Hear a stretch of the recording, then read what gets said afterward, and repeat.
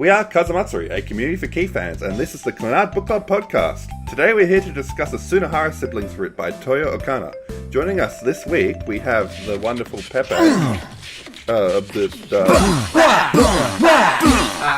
Yeah! Bomba head! Your party time! Party time! Oh yeah! Yeah! Time to party time! Party time! Oh yeah! Yeah!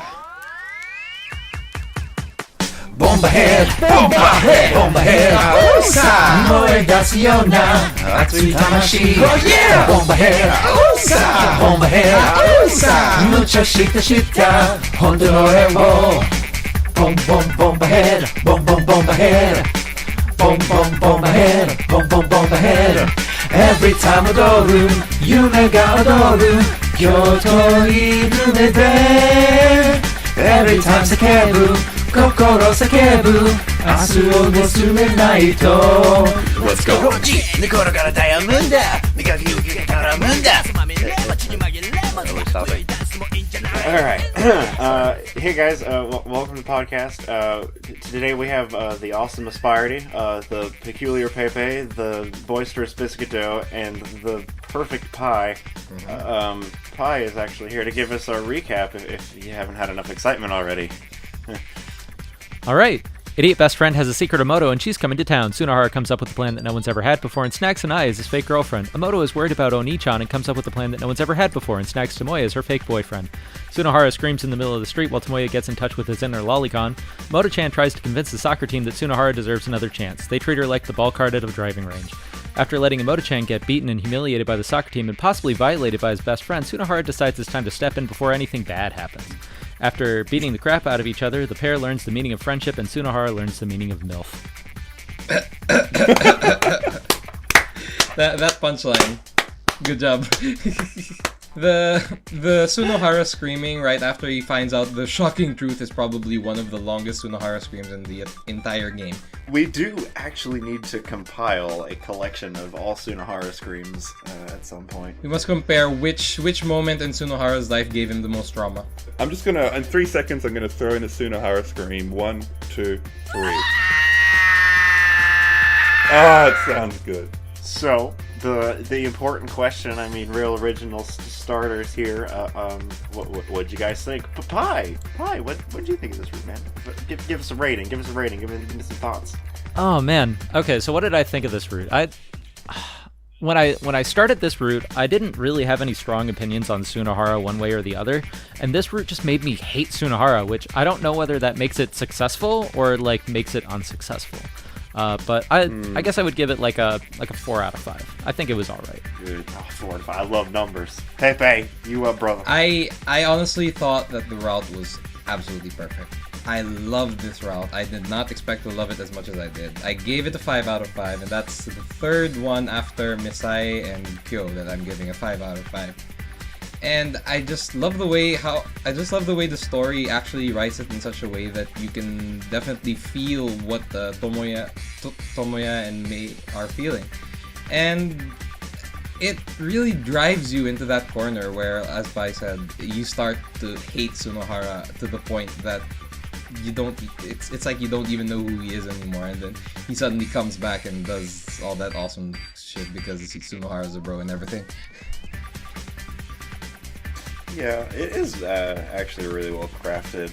I definitely have my quarrels with the crafting of it specifically, but it does do what it wants to do extremely well. So I can't knock it for that, because I got into it. It was good. It definitely made me feel what I think it made me want to feel. And I like what Pai said about how he couldn't tell whether or not it was supposed to make him feel angry or not. I'll just say, in my response to that, I think it does want you to be angry. I think it definitely does, and I personally really, really like stories that do that. Because I like writing that doesn't just make you think, oh, that's good. I like something that's actually more thought-provoking than that. And I'm sure Aspie has something he would like to say about that. Aspie, what'd you think of this route, man? I'm slamming the Sunohara siblings with a solid 7. Yeah. Solid 7. Yeah. Tastes nice. Really? Tastes nice. Oh my god. Tastes nice.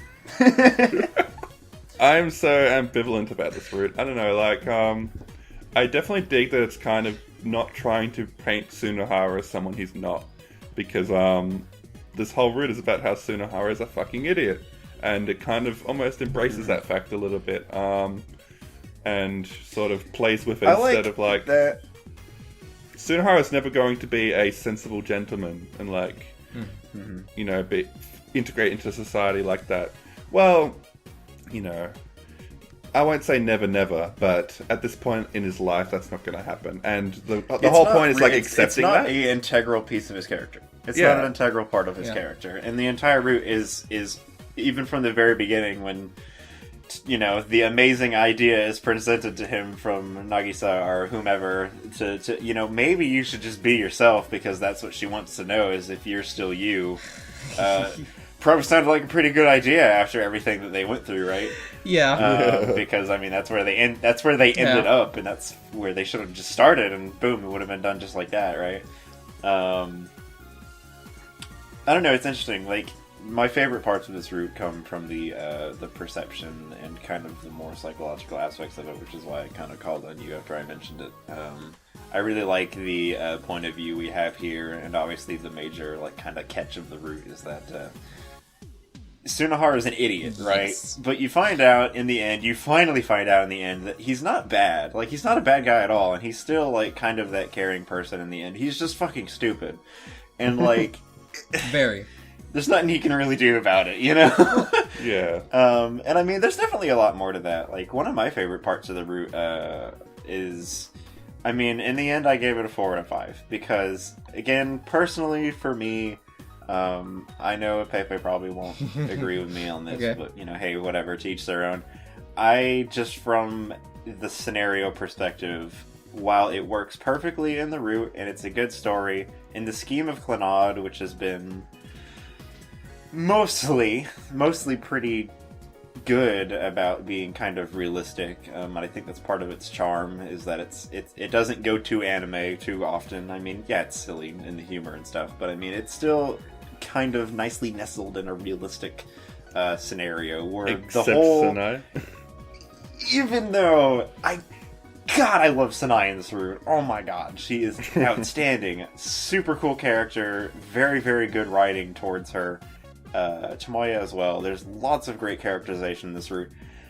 But her dating Sunohara just because she wants to do a good thing, that's just far-fetched to me and it bothers me. But you know, I don't knock it too bad because it still was a good route. So I'll give it 4 out of 5. But I have to deduct something there for me just because I think it's a little silly. Okay. Like, I thought you were thinking that the fact that she's being married is silly, and I was about to comment like how it. Yeah. But no. Yeah. Okay. No. But really, that seems far fetched to you. I don't want to argue about it because it's a personal thing, but that totally doesn't seem far fetched to me. Anyway. I mean, she's a very Yeah, good she person. is. She's a very good person. Even Tomoya, you know, calls it out, and I feel like a lot of that is the writing towards like her motherly charm, right? Yeah. I really liked whenever that bully scene happened, how Tomoya describes it, and it's written. It's described as it's something that only she could do out of them, and I felt Yeah. like that a lot of the times it was writing towards the idea of this is something only a mother could do. It doesn't necessarily have to be a something that, mother, like- but someone motherly. I don't think so Motherly. either. But I felt like in that scenario with that group of people, I felt like she was the one like that could do that and had that drive to do something like that. And I thought that was something that somebody picked Like, up on. I actually think somebody like Yukine could have been able to do that if she were in that situation. Yeah, Probably. I'm taking it from like that specific instance kind of thing because Alright. one, I think it did want to beautify the motherly aspect quite a bit. And I'll talk more about that later. But like out of that group, like out of Mei, who you know has a fear of bullies, Tomoya who's just kind of an observer, and Sunohara who's fucking stupid. I felt like Sanae was, you know, as the only something that only she would pick up on and actually do. I mean, she's the first one to dart across the street in the end. So Can I have a moment to just talk about Sunohara a little bit? Yeah, go ahead. Okay. Because I'm kind of two minds on him in this arc. Because, I mean, Sunohara is absolutely awful. Like, there's this one section where Mei says, "Oh, I'm dating this like 30-year-old guy," and Sunohara's like, "Well,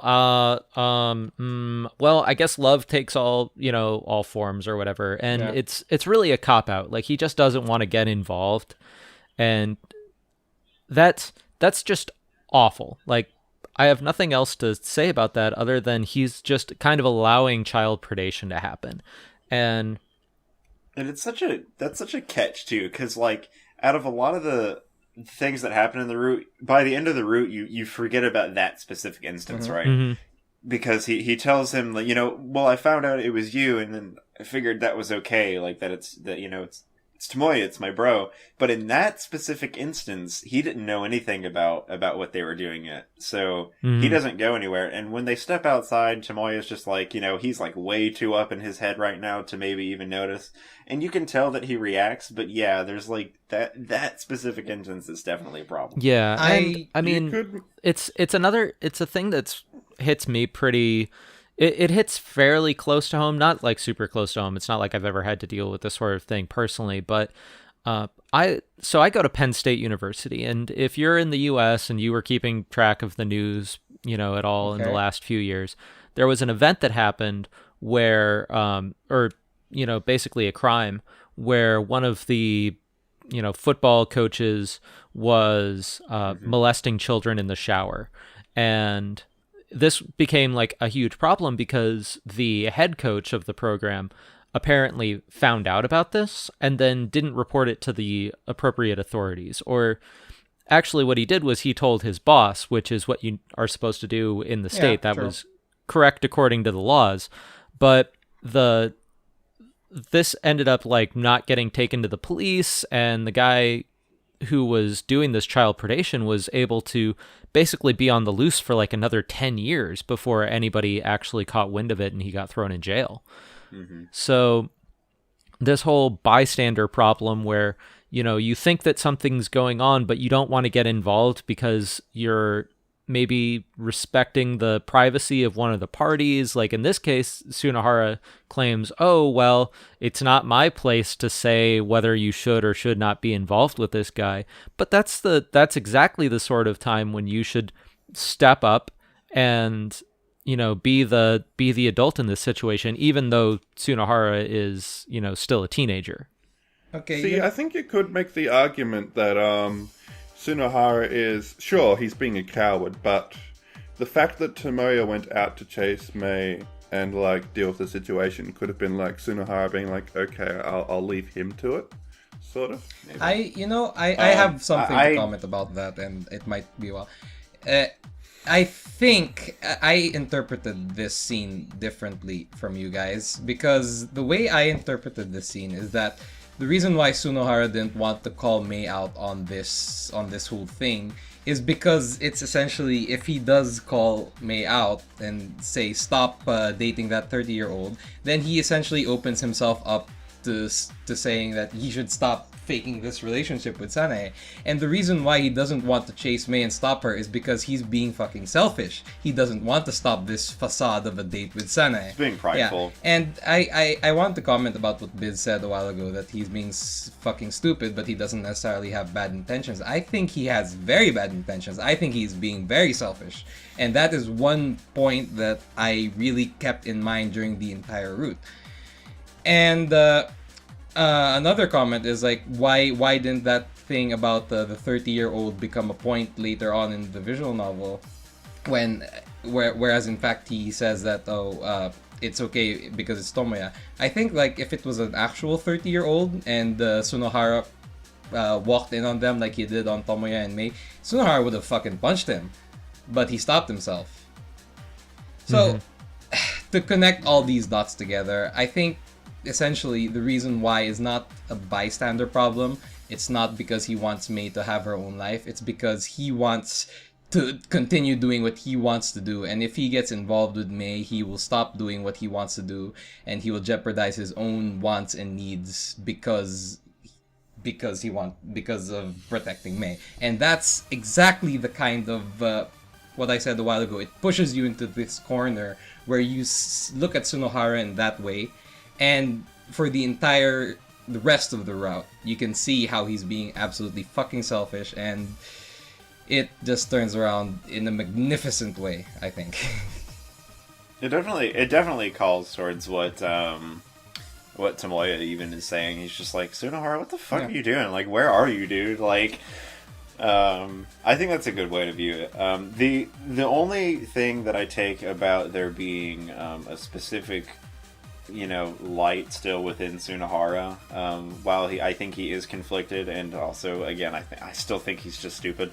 And sure, yeah, he has bad intentions, because in the end all he can think about is, oh, this fake relationship might be a real relationship, and like he gets so caught up in that idea. I just think, I don't know, stupid teen boy ends up popping into my head. But I don't think that he doesn't have concern. I think he definitely does. Yeah, that's true. And he shows that because he still goes out of way. And the fact that concern is still there proves to me that there is still something loyal within him, that he cares.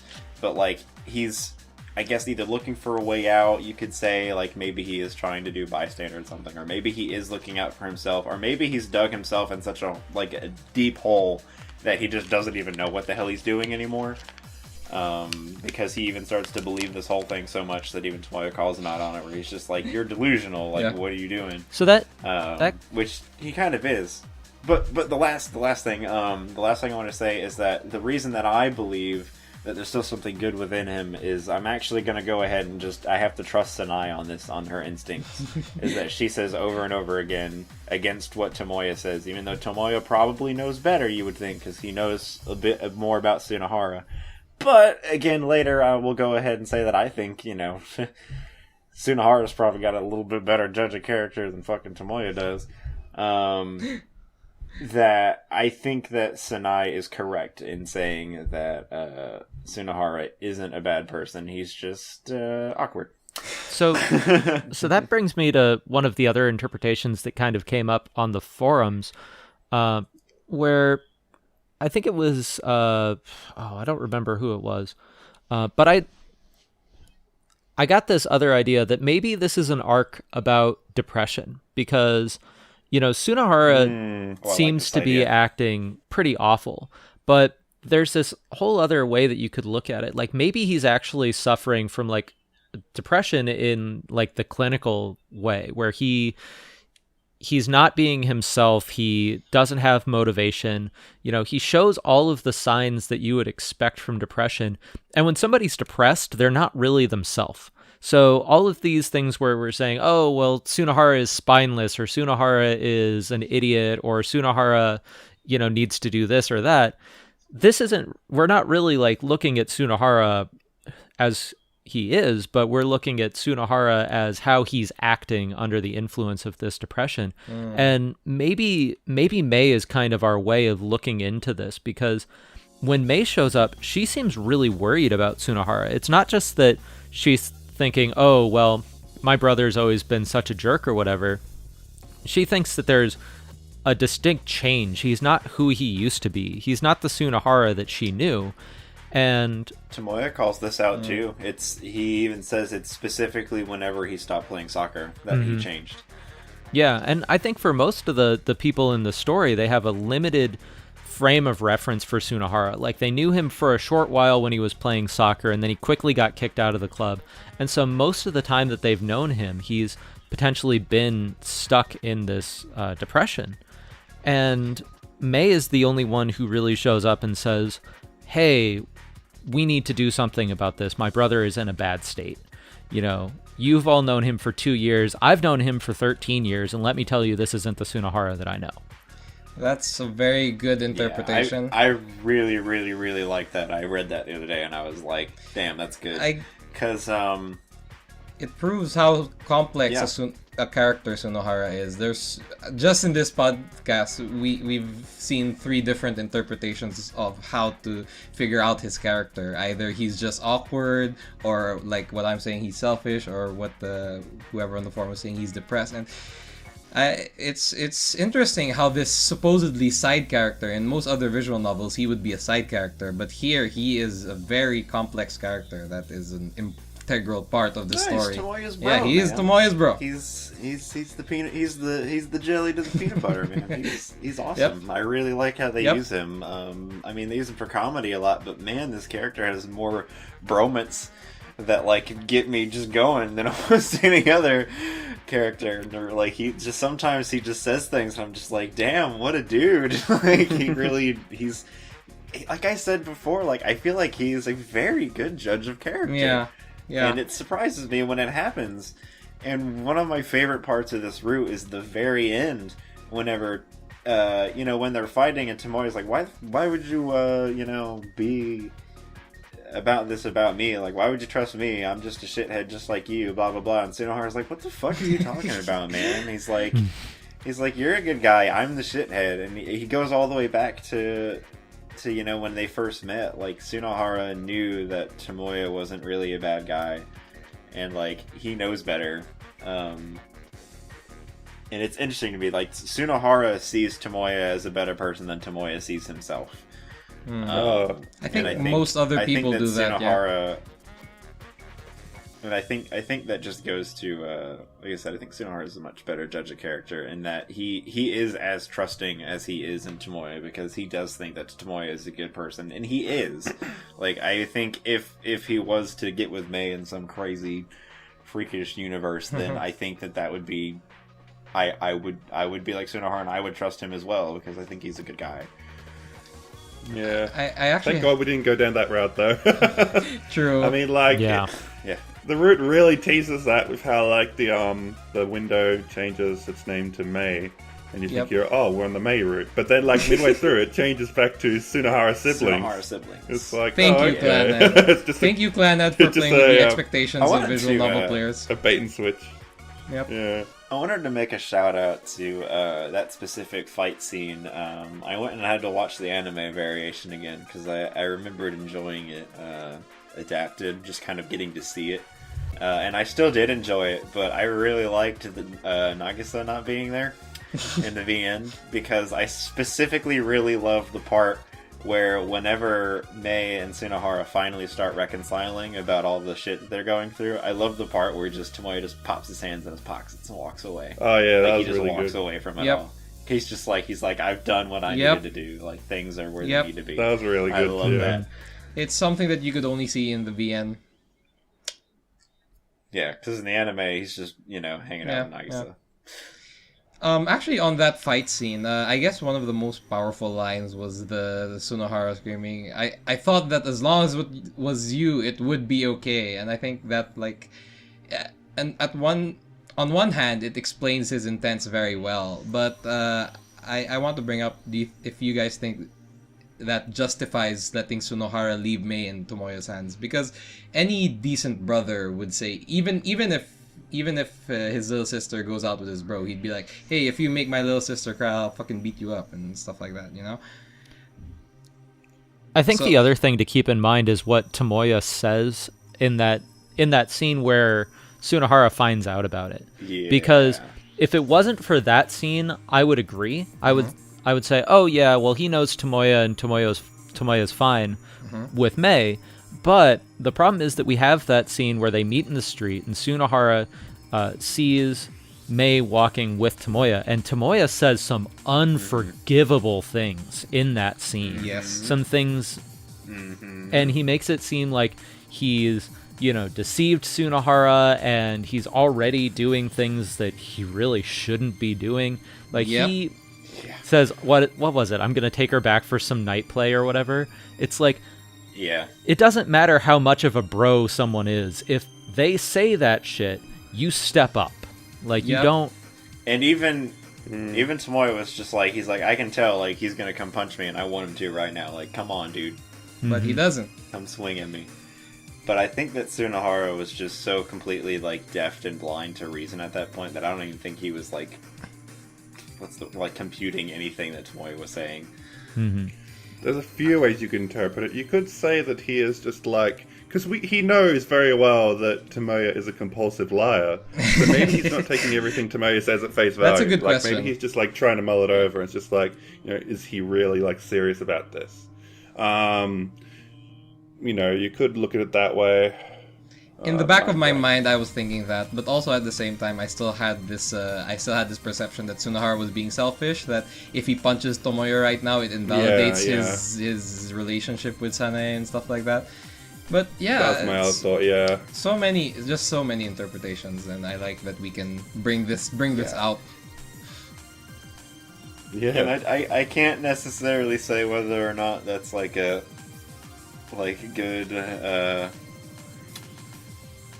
what's the word, like a good thing about the writing, or maybe it's a bad thing about the writing, that there are kind of these little catches that don't necessarily make sense, which is something that I was kind of scratching my head over, like whether I could look at something this way or another way. I was like, is this like an intentional thing where I can think about this, or was this an oversight?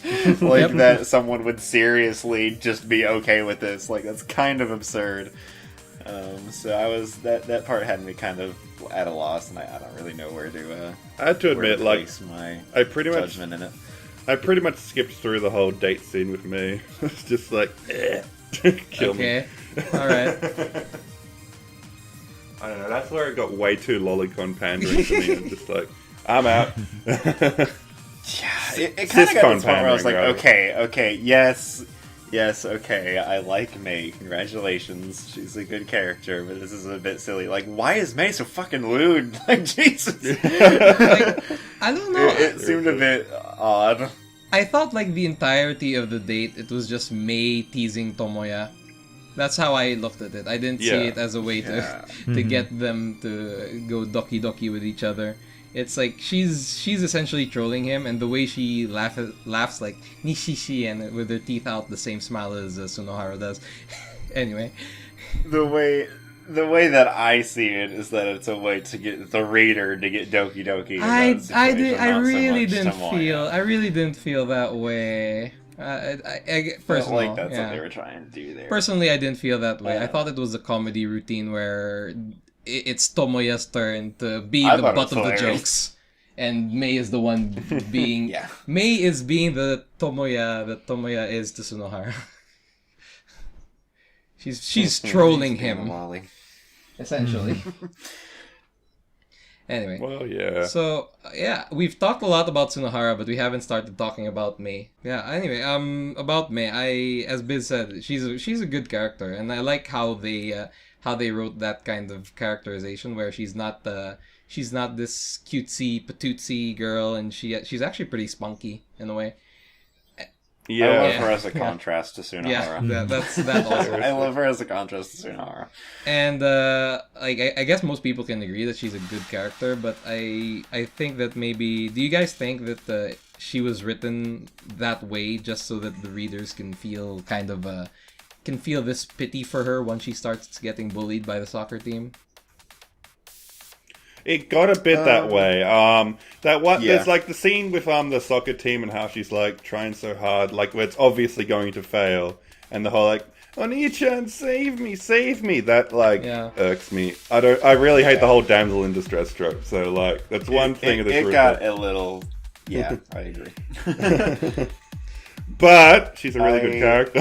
Apart from that aspect, I think she's a really good character, but I guess I don't have a lot to say about her. Like, she's really good. She's a great contrast to Sunohara, and I feel like she just fits her role just right. You know, like just right. I don't think she goes like above and beyond in bringing anything in particular extra, at least not for me.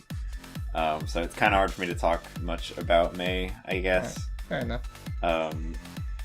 She's a little shockingly mature, almost. Like, and I guess I like how Tomoya put it.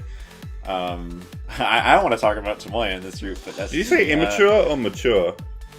Mature. Right. And even Tomoya points out where he's just like, man, maybe you just like really didn't want to be Sunohara. Like, it was I think interesting, but at the same time, I think that's probably exactly. Anyone who has a brother like that would probably turn out that way, maybe. But I guess not not being someone's little sister or like never being in that kind of living situation. I guess I just don't relate to it or something. I guess there just wasn't anything extra for me there. I just feel like she fit in really well to Sunohara's plight. I see. She was a great set piece. Yeah. Yeah, good set piece, but that's about all I can really say. See, I don't think it's a Mei route, despite what the little achievement will say. I it's think not the Mei route. It's the Sunohara siblings route. And the game does play on that with the whole title bar. And I do kind of agree with you guys when you say she's a set piece, because she really doesn't appear in anywhere else in the VN except that once you call her and go down the Sunohara route. Well, I guess the baseball route also counts, but that's a bit of a sidetrack anyway.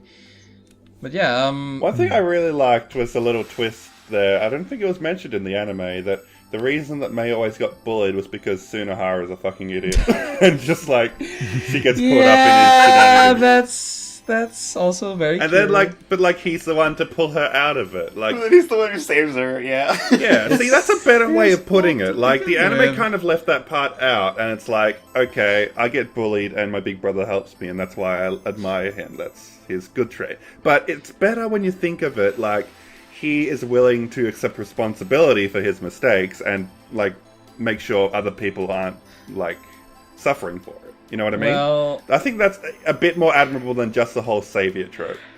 I want to think that, but I don't honestly think that Sunohara learns from his mistakes. He just does things his own way, and when Mei starts getting bullied, he doesn't even realize that he's the one at fault. But he still saves her because he's a good brother. Yeah, he's just kind of like, he just does stuff, and then something bad happens, and Sunohara brain go, oh, bad thing happened. And he ends and fixes the thing, you know? If you want to take away all that credit, sure. Alright, okay. Action and reaction. It's more like just all reactions. Well, maybe. Who can say, really? Here I was talking about him being a complex character. Anyway. He's actually just a goldfish. And he can do tricks sometimes. Alright. I think Mei is interesting. She definitely is an interesting contrast to Sunohara. I think her character design is an interesting contrast because we have Sunohara, who has like that bright blonde hair and those blue eyes, contrast pretty well with Mei and her, blue pigtails and her, brown eyes. You kind of, I don't know if it translates particularly well that, Sunohara is supposed to be kind of a like bad boy, delinquent sort of character, but I think that Mei does come across pretty strongly as being a just kind of like your standard acceptable upstanding young girl, and I think that's a pretty good character contrast that you get between them. And other than that, I just kind of generally agree. She's more of a set piece than anything else. She's there to help move the story along. I do like that you get some descriptions of her outside of her route. She doesn't necessarily appear, but Sunohara does mention his sister with the things that go on with Yoshino. Yeah. So I think the only other time he's there is in the baseball route. Mm-hmm. And there's going to be another part. He even says things about her, like I did like the comedy of Tomoya thinking about Mei some sort of demon monster thing, and then she finds out she's normal, and he's like, what the fuck?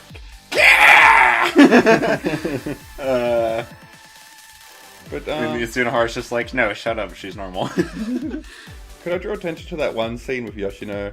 I don't know if there's a lot to say about it, but I just really like this scene. Mei is forced to confront Yoshino with his past, which he doesn't like talking about, and then he tries to brush it off, that's not me, that was someone else, I'm gonna go now. It's kind of left in an awkward position, but Mei is insisting, sort of pushing her forward, she really wants to tell Yoshino that she believes he is a good guy at the end of the day, and that she's glad that he's getting along well. And in the end, he accepts that, and he does, return her kindness.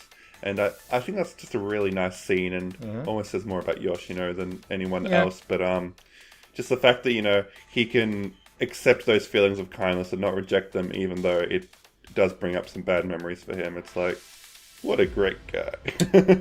Yeah, I want to say shout-outs to just CLANNAD again in this route of continuing of just good directing overall in the VN because there's, again, lots of consistency in this route with other routes. And lots of characters get lots of little pieces added to their character like Yoshino and Sanae and Tomoya and so on and so on. They even mention Komura at the end, and like it's like for me, you know, going as far as I'm like, who the fuck's this guy? But like now I know he's a guy, you know. So I'm even interested in that. Like, there's I love that. I love how every time I read a route, I'm getting more information about other characters, and it's like I can't wait to see more of this. That's awesome, and it's good. In that aspect, CLANNAD is probably one of the best key VNs I've read. Like, the internal consistency is really high between routes, and just the references between routes is really cool. And not something you get in every key VN. So this kind of brings me to one of the points that I wanted to bring up that I mentioned on the forums, this idea of theming. And there's this theme about faking and false pretenses, where you have Sunohara, who has his fake girlfriend, and he, before the route even starts, we have that scene where he's pretending to play guitar so that he can kind of, I guess, trap Yoshino and get him to admit that he used to be a, you know, famous musician. And then Mei does the exact same thing. She has this fake boyfriend that she has, and she pretends that she doesn't know Yoshino when she first meets him. And I think that it's really interesting because we have this, you know, sort of comparison. It's like, oh, is like faking sort of a thing for the Sunohara siblings, but you see that they're faking everything for different reasons. Sunohara either takes sort of a fake it till you make it sort of approach, where he says, oh, I'm going to fake playing the guitar until I actually, you know, can convince somebody that I can play guitar, or I'm going to fake having this girlfriend until she becomes my real girlfriend. And really, Sunohara, like Yohei, is doing things for a selfish reason, whereas Mei is doing things for a more selfless reason. Like, she fakes having a boyfriend to try to pull Yohei out of his depression, or to at least make him take action. And she pretends that she doesn't know who Yoshino is because she's worried about him. Like, she wants to, you know, she is a little bit selfish in that she wants to see him, but she also just wants to make sure that he's okay. And so when she's faking that she doesn't know him, it's really to protect his feelings. And I don't know if, you know, did you guys pick up on that, or do you agree with that interpretation of things? Definitely. I agree with it entirely, and I especially really like the idea of how I'm going to go ahead and say this now that my internet's being a piece of shit, so hopefully you guys hear me okay. I can see it. I really like how in the end of the route you find out that it doesn't really end up helping anybody. Yeah. That's my favorite part. Yeah. Is that in the end, you know, even if for good or for bad intentions, it's still best in the end to just be honest about what's going on and, you know, don't be a shit. And try to, you know, kind of sneak your way around things. You should be straightforward, and then you can avoid, you know, crazy confrontations like this. I mean, I'm not going to go ahead and go out and say that, you know, white lies or whatever don't work in life, because they do. But life sure would be a lot better if everybody just kind of put their shit on the table and didn't have to, you know, dick around about it.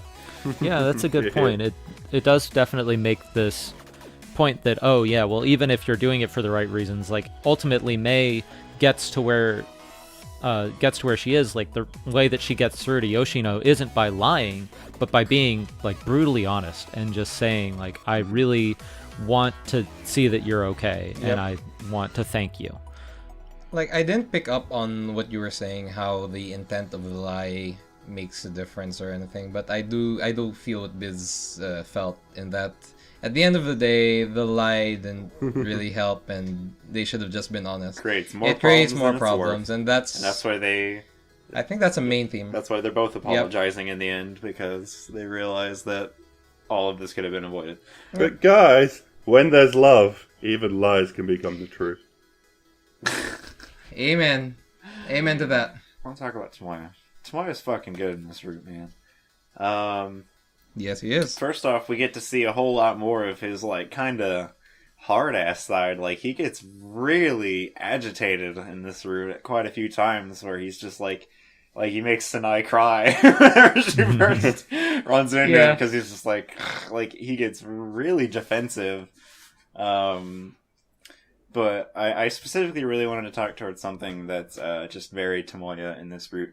I already talked a bit about how I think Sanae is the shit in this route, and I still agree to that. Like, man, she's good, and we can talk about Sanae a little bit if you guys want to.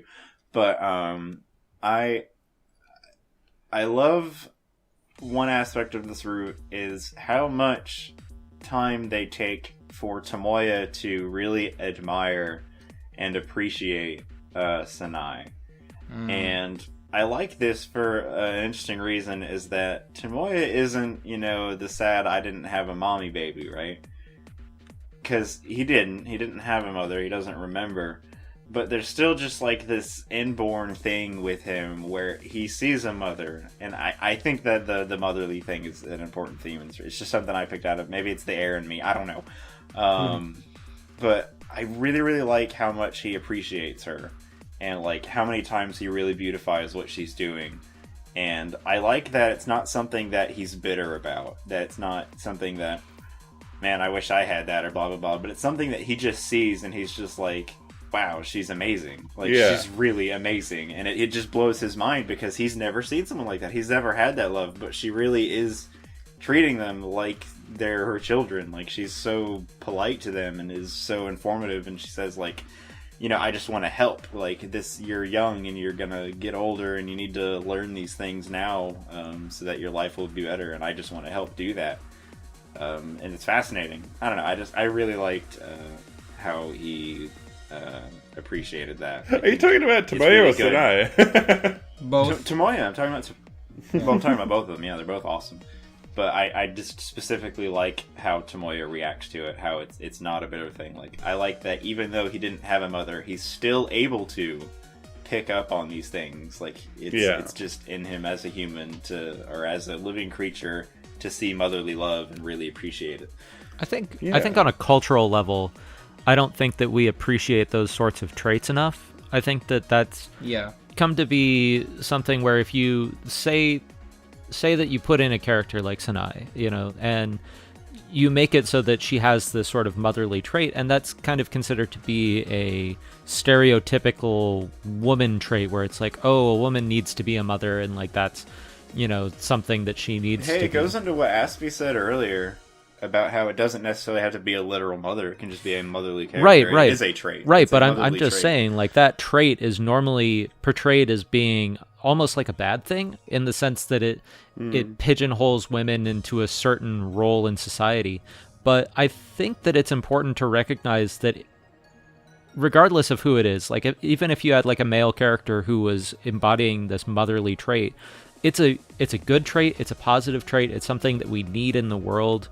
It's something that helps to, make people feel more at home, to help people feel more confident in themselves. Like, the way that Sanae interacts with those children is exactly the way that you should interact with children. You should, treat them with respect. You should treat them in a way that helps them to grow and feel safe.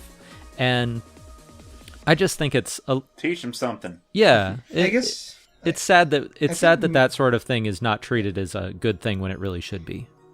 I agree. Think maybe it's because society has been jaded by so many bad things happening in this world. Like, I think that if Sanae, like the Sanae personality was in a place like where I come from in Manila or some shady city, she would be taken advantage of fairly quickly.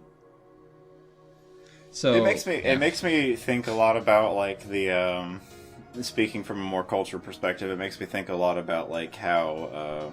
At least specifically in the United States. I know it's in other places as well, but like teachers. How teachers are appreciated or disrespected when you consider what it is that they actually do. And that they're literally shaping the future. Like, it's an extremely important thing. And a lot of them do have a lot of passion for what it is that they're doing. but they don't get that same respect because, I mean, you know, I even watched like some silly video the other day. It's just like they bring, like, children bring everything out. Like, they wear the chip on their shoulder, and it's like when they're bullying that girl, like, it's just what they do. Like, their emotions do not have a limiter. Like, they're just always on the go, right? And it takes an incredible amount of strength, and it takes like that kind of parenting or that kind of mentoring and that love to look past that and be like, they're children, they need to learn, and stuff like that. I don't know, it's awesome. I really enjoyed that. I think that there is never enough, and that there is always room for more appreciation for these kinds of characters. True. Yeah. And for those kind of people. And so, like I said, it's something that I liked about this route because it made me think about it. It's just like, man, Sanae is awesome. We need more people like her. We'll see. You know? We'll definitely see more of Sanae in the next few routes. Like, I have stuff to say, but that would be delving too much into the routes that we aren't supposed to talk about yet. So I guess we should like move on towards the ending here and like start talking about that. And so like, did you like how the story ended up turning out? Because you know, we had all these conflicts and all these horrible decisions that lots of characters made, but in the end, do you think like this was a happy ending? Do you think this was a satisfactory ending? What do you think, Pi? Well, I don't know. I think that the part of the story that was supposed to be dramatic, the part where May was getting kicked with the soccer balls and all of that, I think that fell a little flat for me.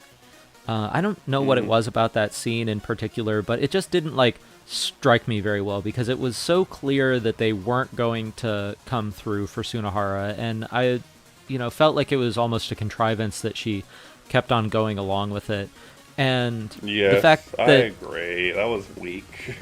and the fact that Tomoya didn't step up, I mean, the idea that he is supposed to, let Sunohara be the one to step up, I guess I can understand that, but if, Tomoya was going to do that, he needed to be absent from the picture. And so but if he was absent, then we wouldn't have a point of view character to let us know about the whole thing happening. So, which is probably why whenever Sunohara storms, then it's kind of like, where the fuck did he come from? Like, that just came out of nowhere. Like, what was he doing? Like, how did he just answer the May call? Like, how did that happen? So, it's instinct. I think that whole scene kind of didn't really work for me, but I think the ending itself, afterwards when the two kind of make up, and also the fight between Tomoya and Sunohara, I was down with that scene. I think that scene worked perfectly. Yeah. Definitely. I think they could have trimmed a lot of bullshit out of this route. Like, I think the whole soccer club drama was a bit excessive, and like it was a bit too long. Before, it definitely does not end with the whole Sanae Sunohara relationship in regards of the kind of absurd scenario. I feel like a lot of this route, I guess, and I mean, it fits and it tells the story that it wants to in this way. It feels like a lot of what happens in this route is just kind of a created issue that's kind of forced upon us, as opposed to something that was kind of already preset. Because it's actually really not the May Sunohara thing in the end, I don't think. And we can talk about the light orb at the very end, actually, a bit to speak towards this. And it's something that I wanted to say. Where Tomoya, his major investment in Sunohara here is whenever he does look back about to what it was that causes Sunohara to be in the state that he's in. And something that is very personal to Tomoya is that Sunohara is in a position that, to at least to Tomoya, where Sunohara is still capable of doing the things that he was doing, and he's specifically choosing to just kind of sit around and be a loaf. And that bothers Tomoya, because Tomoya is in a state where he physically cannot do what he was doing when he arrived at this school. Yeah. And that bothers him, where he's just like, what the hell, man? You still have all of you're wasting your opportunities. You're a wasted talent, right? And it bothers Tomoya, like, but then that is kind of like the actual, I feel like that's like the actual root here, the root of the root, is that Sunohara is like, in this depressed state. But at the end of it, you're finally able to see, like, that this created issue that comes in with Mei showing up and creating this crazy problem isn't the actual thing. It has to do with Sunohara's actual ability to be happy throughout all of this time where he isn't doing his sports stuff. And, like, it comes to this part where it's almost like the root just kind of flips on its head.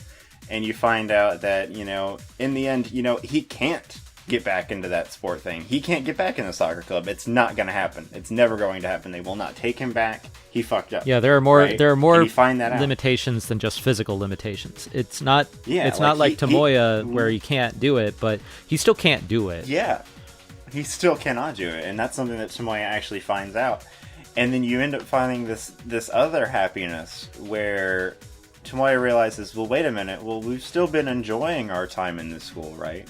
Because they have this kind of bromance flashback where they remember whenever they first met, and that even though they've been through all this issue, this is after Sunohara has had, like, his big fight, and he can't play soccer anymore, and Tomoya probably can't do what he was doing anymore, and they're able to laugh at it, and you find out that it was something that was set up, and that's whenever they find that happiness, whenever they realize, and I love how Sunohara puts it whenever he's talking to Mei, he's like, this is the time when you can be stupid. He's like, I got one last year to sit around and not worry about responsibilities and have fun. And I'm going to take advantage of it. And I love that, man. Like, I really Yes. like that. It isn't like this big family issue. It's literally just kind of Sunohara and Tomoya and, like, the time that they're spending there. And it really fits more into CLANNAD than I think that kind of forced scenario does. Like, I feel like that's the true end, and I like that a lot. It is. Yeah. It is the true end, and it is what Yeah. happens at the end. And I agree with that. That's the root of the root.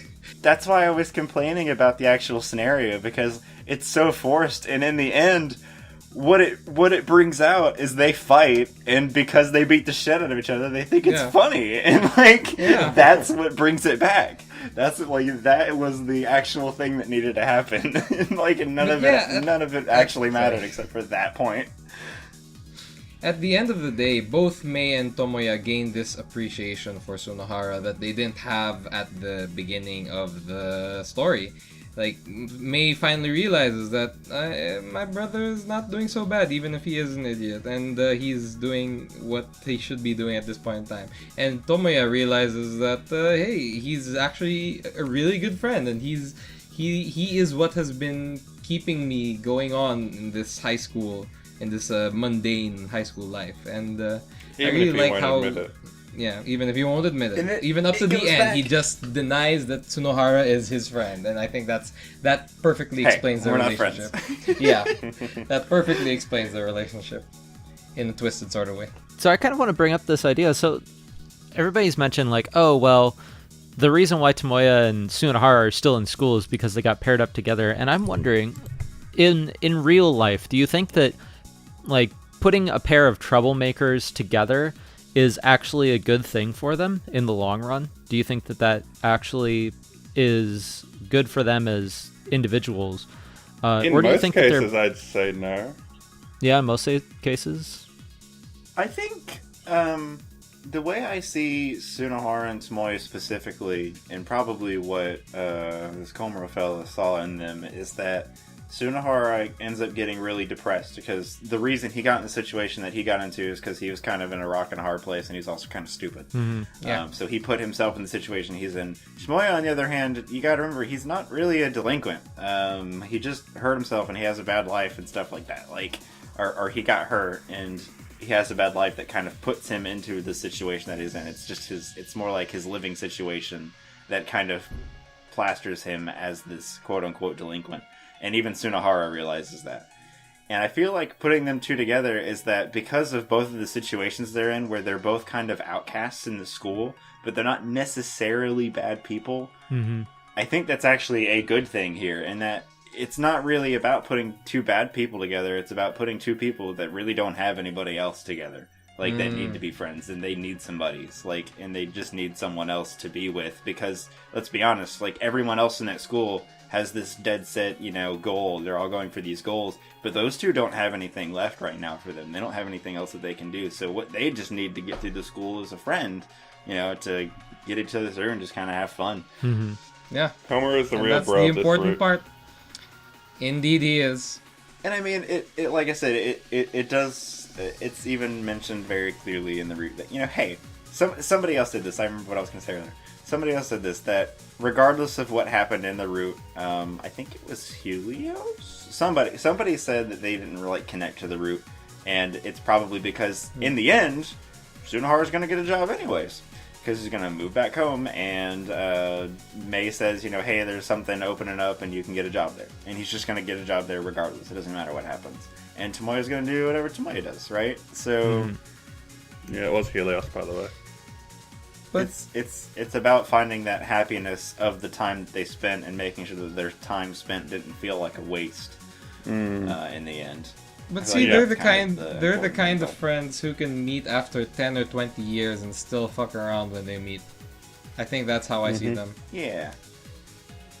Yeah. Definitely. We've run out of time, guys, so I'm going to wrap this up here. Special thanks to forum members Fuzzlekins, Zekin, Carafian. I put down the rational pie here twice. Oh, that would have been embarrassing. And Already said Cannon. Yeah, thanks, Pi. Your contributions here were quite awesome on the forum and on the podcast. So thank you for joining us for this episode. This is your second podcast. How are you finding it? Oh, it was a lot of fun. Giving that Cafe podcast a run for its money. What And, shall be the new longest podcast? No fan out this week, unfortunately. I'm going to continue hoping that someone makes something next week. Sad Espy. Gotta get the Sad shit. face. Pat. With that said, I'll be signing off for this week. So next week you can look forward to the Fuko Route podcast. And if that's said, see you next time, guys. Bye bye. Bomb ahead! Bomb ahead. Bomb ahead! Bomb ahead! Put a time.